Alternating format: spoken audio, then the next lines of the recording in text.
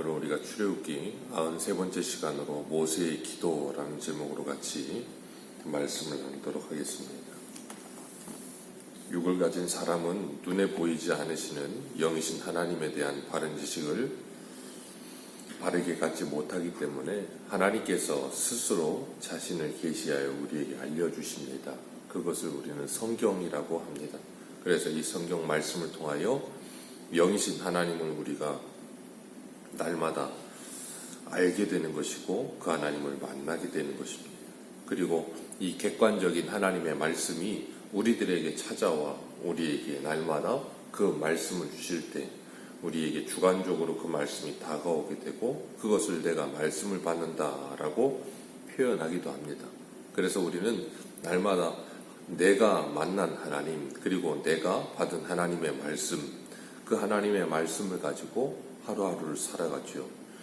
우리는 하나님의 말씀을 사모해야 하고 사모하는 자에게 하나님께서 하나님의 말씀을 깨닫게 하시며 그 말씀의 역사가 일어나게 하십니다. 하나님은 지금도 하나님의 사람들을 통하여 일하시며 하나님의 말씀을 부어주셔서 그들에게 그 하나님의 말씀이 성취되어지는 모습을 통해 영광 받으십니다. 그렇기 때문에 하나님의 말씀을 받고자 하며 하나님의 말씀을 믿는 자의 안에서 하나님의 말씀은 지금도 역사하고 있어요. 그리고 하나님을 간절히 찾는 자 하나님께서 만나주시겠다고 약속하신 것처럼 하나님께 나와 기도하며 하나님을 찾는 자에게 하나님께서 만나주시고 하나님의 은혜를 부어주십니다. 하나님은 사모하는 영혼 안에서 역사하시지 사모하지 않는 사람에게서 하나님께서 역사하지 않으세요. 그렇기 때문에 하나님의 말씀을 받고 하지 않은 사모함과 하나님의 은혜를 받고자 하는 사모함이 있을 때 그 안에 역사가 일어나는 거예요. 그래서 믿는 자 안에서 말씀이 역사한다 그렇게 말씀하시는 것이고 하나님을 찾는 자를 하나님이 만나주신다라고 말씀하시는 것이며 세례 요한 이후로 하나님의 나라는 침노를 당한다라고 말씀하고 계시는 거예요. 성령께서 우리 안에 계시면 그 하나님의 나라를 사모하게 하시고 말씀과 기도에 열심 내게 하시며 그것을 통하여 거룩하게 우리를 만들어 가시는 거예요. 그렇기 때문에 하나님은 하나님의 사람들에게 하나님의 소원을 부으시고 하나님의 뜻을 두셔서 그 하나님의 소원과 뜻대로 행하도록 우리를 계속해서 독려하시는 겁니다. 성령께서. 그렇기 때문에 예배를 드릴 때도 우리가 그 하나님을 사모하는 마음으로 주님 앞에 나오게 되는 거죠. 하나님께서는 그래서 그 하나님의 말씀을 듣고 읽고 그리고 그 말씀을 사모하는 자에게 하나님의 복을 주시는 거예요. 계시록 1장 3절에 보면 이 예언의 말씀을 읽는 자와 듣는 자와 그 가운데 기록한 것을 지키는 자는 복이 있나니 때가 가까움이라 그러셨어요. 하나님의 말씀에 순종하는 자가 복이 있다 하십니다. 우리가 하나님의 말씀을 읽고 듣는 이유는 딱 하나입니다. 그 말씀에 순종하기 위해서요. 오늘 본문을 보면 8절에 그들이 내가 그들에게 명령한 길을 속히 떠나 자기를 위하여 송아지를 부어 만들고 하나님의 명령의 길을 속히 떠났다. 그리고 자기를 위하여 송아지를 부어 만들었다라고 말씀하세요. 성경에서 하나님께서 우상에 대해서 말씀하실 때마다 항상 하시는 표현이 자기를 위하여 너를 위하여 그런 표현을 계속 써요. 하나님께서. 하나님을 위한 백성으로 하나님이 불러내셨는데 자기 자신만을 위해서 하는 거예요. 그걸 우리는 이기주의적이다라고 이야기하죠. 이기적인 마음을 가지고 하나님을 따르는 사람들은 하나님의 영광을 위해 살지 못합니다. 여전히 자기 자신을 위해 살아요. 그런 사람들은 속히 주님을 떠나죠. 오늘 본문에도 속히 떠났다 그랬고 신약 성경에도 보면 사도 바울이 갈라디아서 1장 6절에 이렇게 이야기해요. 그리스도의 은혜로 너희를 부르신 이를 이같이 속히 떠나 다른 복음을 따르는 것을 내가 이상하게 여기노라. 다른 복음은 없나니 다만 어떤 사람들이 너희를 교란하여 그리스도의 복음을 변하게 하려 함이라. 아멘. 하나님의 복음을 속히 떠나 다른 복음으로 갔다는 거예요. 오늘 본문에서도 주님께서 속히 떠났다라고 이야기하고 있어요. 그렇게 속히 떠나는 이유가 뭐겠어요? 이유는 하나입니다. 자신을 위해서요. 이스라엘 백성들이 모세는 올라가서 오지 않고 그러기 때문에 자기들을 인도할 신을 만들라라고 아론에게 제안을 해요. 자신을 위해서 그렇게 하는 거예요. 그리고 사도 바울이 복음을 전했을 때 그들이 그 복음을 받아들이고 바울을 위해서라면 자신들의 목숨도 아까워하지 않았던 그 사람들이 다른 복음이 들어왔을 때 그 복음을 쉽게 받아들이고 그리로 속히 떠나게 되었어요. 그 이유가 뭐겠어요? 자기 자신을 위해서 그러는 거예요. 자기 자신에게 그것이 맞다라고 생각하기 때문에, 그리고 자기 마음대로 그걸 선택하고 싶기 때문에. 우리 한 군데만 읽어보겠습니다. 로마서 1장 28절입니다.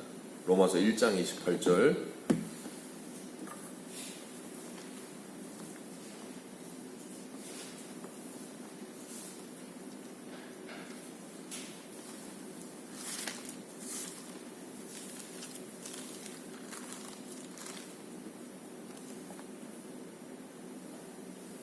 로마서 1장 28절입니다. 같이 읽겠습니다. 시작.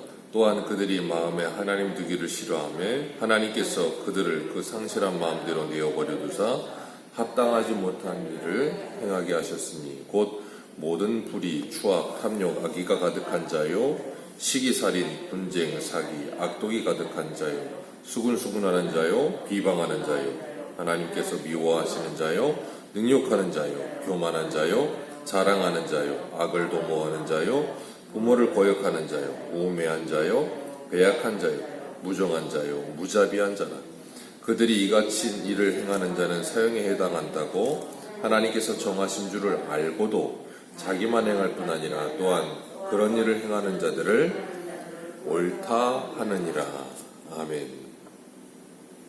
하나님의 심판이 있다고 하나님께서 사형이라고 말씀하시는데도 불구하고 그 하나님의 말씀을 뭐 하잖아요? 듣지 않아요. 그걸 하나님은 오늘 본문 7절에서 부패한 백성이라고 표현하시고 9절에서 목이 뻣뻣한 백성이라고 표현하시는 거예요. 하나님께서 이런 이스라엘 백성들을 향하여 10절에 뭐라고 그러세요? 오늘 본문 10절에 그런즉 내가 하는 대로 두라. 내가 그들에게 진노하여 그들을 진멸하고 너를 큰 나라 되게 하리라.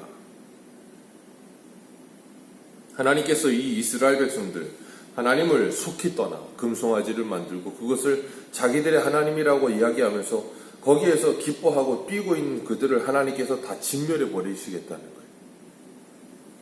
그리고 모세에게 말씀하세요. 너를 큰 나라 되게 하리라.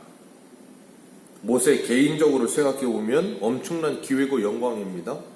모세를 통해 큰 나라를 만드시겠대요.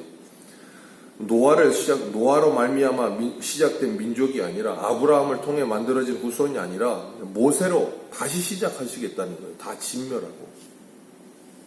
그런데 모세는 하나님의 영광을 생각하며 하나님의 언약을 먼저 기억하는 사람이지 자신의 영광을 생각하는 사람이 아니에요. 모세가 하나님께 하나님의 언약을 기억하면서 기도합니다. 그래서 11절에 모세가 그의 하나님 여호와께 구하여 이르되 여호와여 어찌하여 이 큰 권능과 강한 손으로 애굽 땅에서 인도하여 내신 주의 백성에게 진노하시나이까. 하나님 이렇게 진노하지 말아 주옵소서라고 하나님께 기도해요. 그리고 하나님 아브라함과 이삭과 야곱을 기억하옵소서. 그들에게 주신 그 언약을 너의 자손을 하늘의 별과 같이 바다의 모래와 같이 많게 하리라 하신 그 언약을 기억하여 주옵소서. 그리고 하나님께 기도합니다. 그리고 하나님께 뭐라 그래요? 하나님 이 백성들을 애굽에서 인도하여 내셔서 이곳에서 다 진멸하신다면 애굽 사람들이 뭐라고 하겠습니까? 그 악한 의도를 가지고 이들을 데리고 와서 여기서 다 진멸해버리는 것 아니겠냐는 소리를 듣지 않겠습니까? 라고 하나님께 기도해요. 그랬더니 14절에 하나님께서 어떻게 하세요? 오늘 14절 같이 읽습니다. 시작. 여호와께서 뜻을 돌이키사 말씀하신 화를 그 백성에게 내리지 아니하시니라. 아멘. 하나님께서 뜻을 돌이키사. 이 표현을 보자면 어떻게 들리냐면 하나님은 그들을 진멸하실 건데 모세가 하나님께 기도하여 하나님의 뜻을 돌이켰다라고 생각하게끔 말씀이 나와 있어요. 그런데 하나님은 모세의 기도 때문에 뜻을 돌이켰다라고 이야기하지만 이미 하나님은 그들에게서 뜻을 돌이킬 마음을 가지고 계시는 거예요.